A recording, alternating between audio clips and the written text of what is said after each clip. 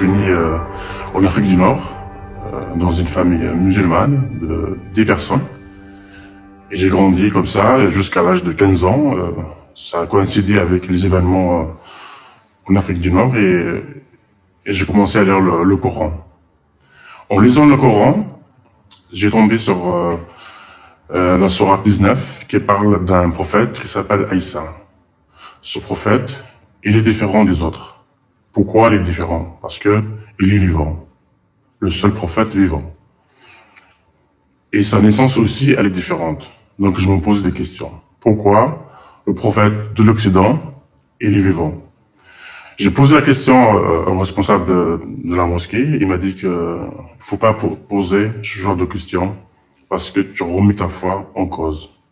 Quand quelqu'un remet sa foi en cause, c'est un péché. Donc il m'a dit il faut arrêter mon fils, il faut arrêter de poser ce genre de questions.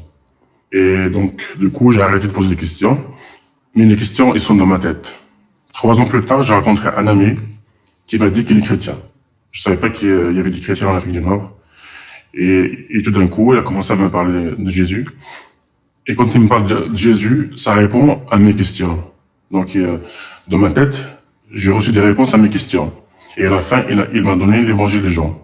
Et en lisant l'évangile des gens, j'étais touché, car on est sauvé par la grâce de Jésus-Christ sur la croix, pas par les œuvres.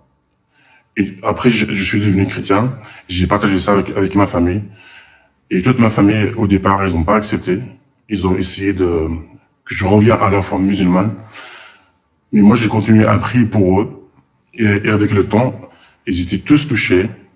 5 ans plus tard, ils sont tous devenus chrétiens. Chacun a son histoire différente. Ils sont tous au service du Seigneur. Ils sont tous devenus chrétiens, mes frères et sœurs. Et je suis très content que je suis devenu chrétien parce que j'ai la vie éternelle. Je sais que le Seigneur Jésus, il n'a pas donné mes péchés sur la croix. Il m'a sauvé. Il m'a donné la vie éternelle et la grâce. Merci.